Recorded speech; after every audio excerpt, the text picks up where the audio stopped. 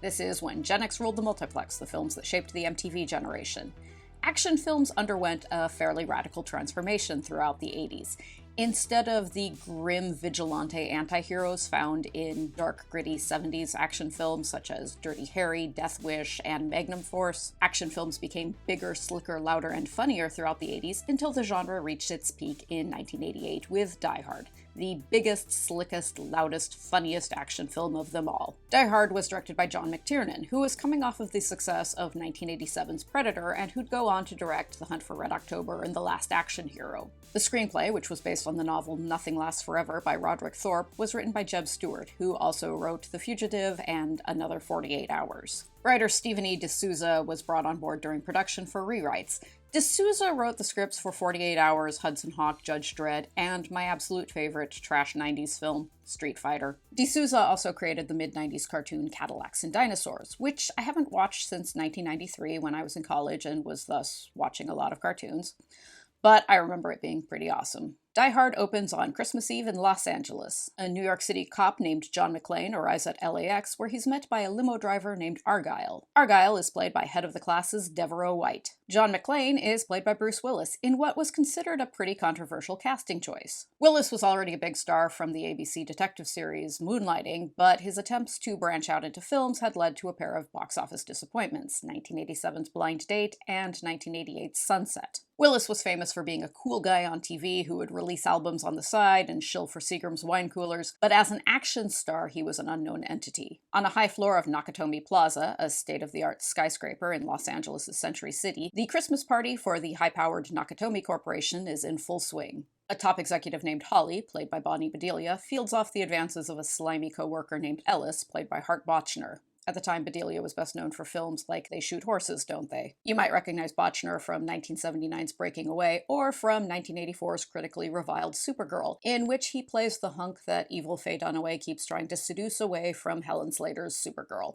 Holly is John McClane's estranged wife. She moved to Los Angeles 6 months ago to work for Nakatomi, while John remained behind in New York. While blasting Run DMC's Christmas in Hollis, Argyle drives McClane to Nakatomi Plaza, which everyone in LA knows as Fox Plaza on Avenue of the Stars, adjacent to the Fox studio lot. Argyle offers to wait for McClane in the parking garage in case things don't work out with Holly. McClane heads up to the party on the 30th floor. He meets Nakatomi Chairman Takagi, who is played by Flower Drum song star James Shigeta. Takagi takes McClane to meet Holly and introduces him to a coked-up Ellis. Holly and McClane are on good terms, though their relationship is under clear strain. McClane remains behind in Holly's office while she gives a speech at the party. Meanwhile, a pair of villains, Carl and Theo, enter the Nakatomi building through the front door and murder a pair of security guards in the lobby. Theo is played by Matlock's Clarence Gilliard Jr., while Carl is played by Soviet defector Alexander Gudinov, a former principal dancer with both the Bolshoi Ballet and the American Ballet Theater, who died of hepatitis in 1995.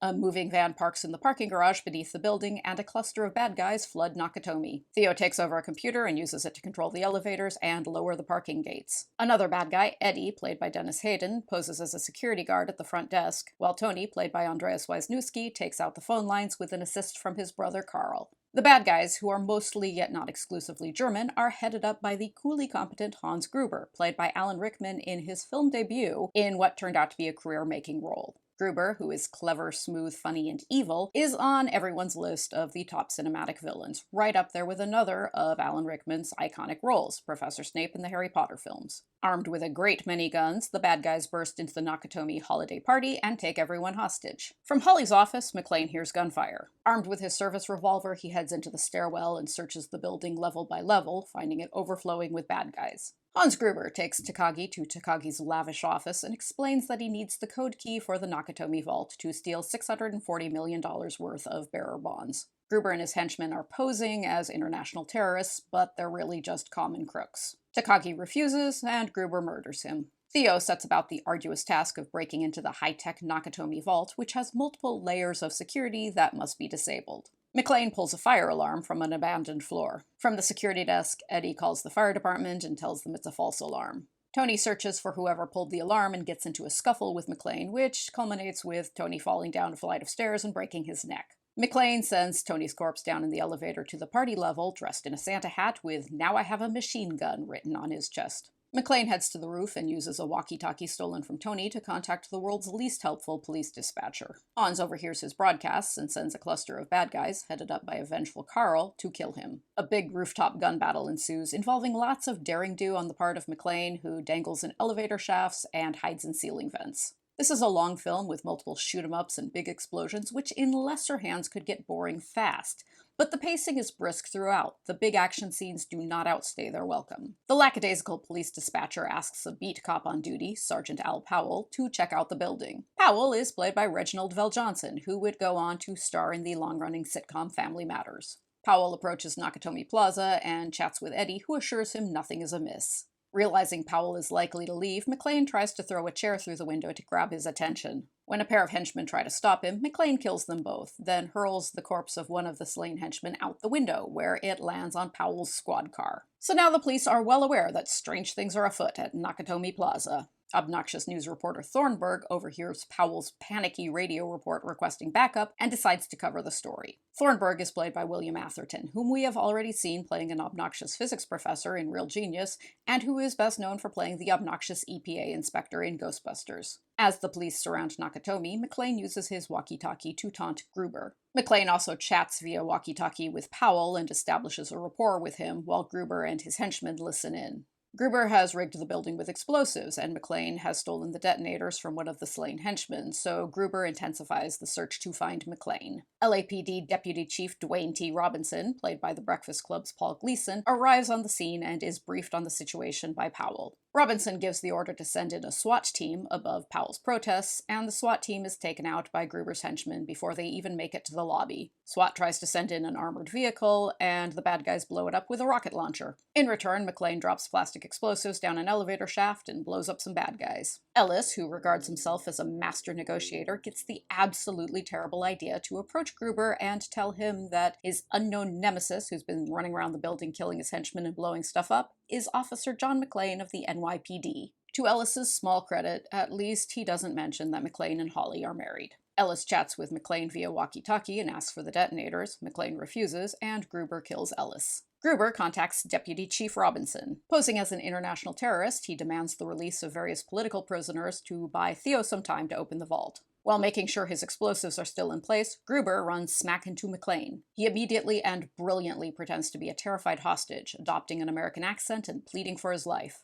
McClane and Gruber share a smoke, and McClane gives Gruber a spare gun. Gruber tries to shoot McClane and discovers the gun is unloaded, because McClane is not stupid. Carl and another henchman show up and shoot at McClane, and a lot of windows get broken, and long story short, McClane ends up running barefoot over broken glass, which is the most harrowing scene in a movie with no shortage of harrowing moments. Two FBI agents seize control of the situation from the police. Special Agent Johnson, played by Robert Davi, one of the Fratelli brothers in The Goonies, and Special Agent Johnson, no relation, played by Grand L. Bush, who we recently saw in Streets of Fire. They order the city to take down the grid supplying power to Nakatomi Plaza. This delights Gruber because this releases the vault's final electromagnetic lock. Beethoven's Ode to Joy plays while Gruber and Theo look on in triumph as the vault door swings open. After finding out that Holly and McClane are married, Thornburg bullies his way into Holly's home to interview their two small children. With the $640 million in bearer bonds now in his possession, Gruber orders the hostages to assemble on the roof, ostensibly to be rescued by FBI helicopters, but actually to be blown to bits in a fiery inferno while Gruber and his remaining henchmen escape in the chaos.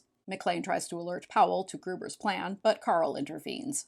After a long and vigorous hand-to-hand scuffle, McClane emerges triumphant. As FBI helicopters arrive, sailing fast and low down Avenue of the Stars, Gruber catches a glimpse of Thornburg's televised interview with the McClane children and realizes that McClane is Holly's husband. While all the other hostages are herded to the roof, Gruber takes Holly to the vault with him for leverage over McClane. McClane reaches the roof and orders the hostages back inside the building. Mistaking McClane for one of the bad guys, the FBI fires on him from the helicopter. Trapped on the roof, McClane attaches himself to a fire hose and jumps off the building just as Gruber detonates the explosives. The top levels of Nakatomi Plaza blow up, taking out the helicopter containing Special Agent Johnson and Special Agent Johnson. I'm going to interrupt our narrative for a brief personal anecdote. 9 days after I graduated from USC's film school, I was called to a meeting by a pair of producers at a big-name production company at Fox Plaza, Nakatomi Plaza, over a sci-fi script I'd written that was attracting some small yet exciting buzz. I was very excited to be in Nakatomi Plaza, and these two producers were very excited to work in Nakatomi Plaza, and we spent the bulk of the meeting talking about Die Hard. Anyway, they were nice guys, I had a great time, they passed on my script. It hardly matters because I heard a lot of fun anecdotes about the filming of Die Hard.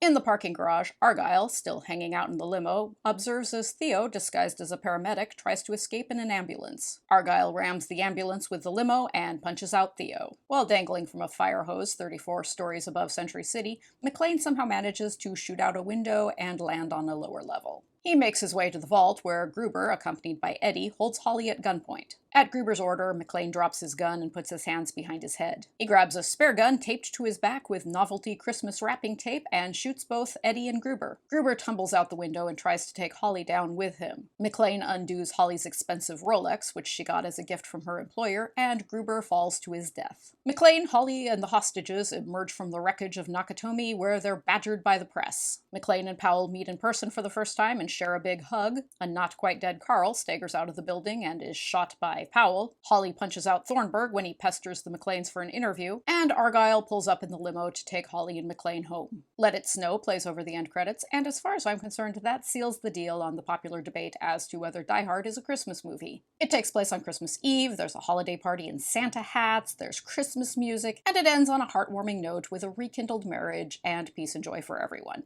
Case closed. Die Hard is often regarded as the greatest action film ever made.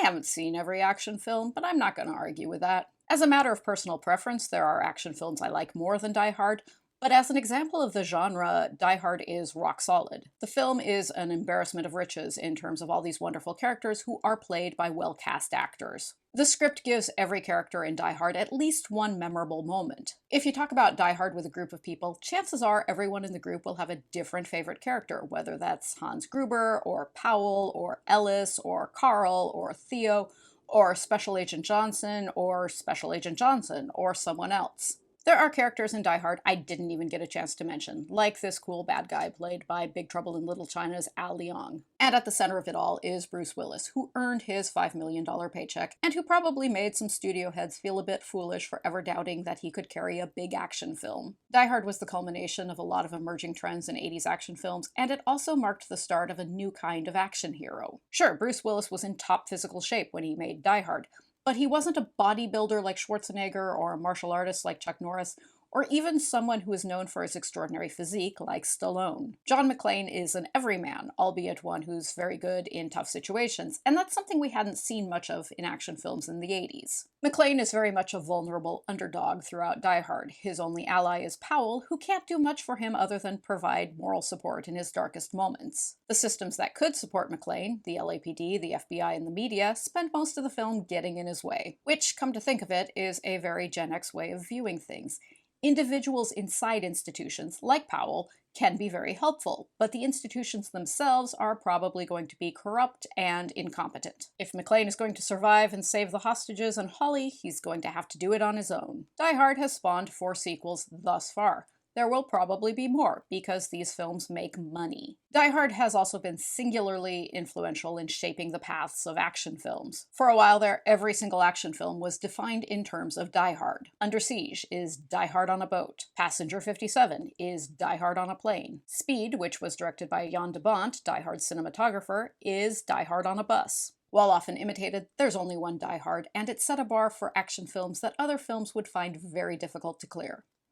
Next time, we are going to get 2021 off to a joyously chaotic start with Duran Duran in the 1984 tour documentary, Sing Blue Silver. Thank you to everyone who's stuck with me thus far.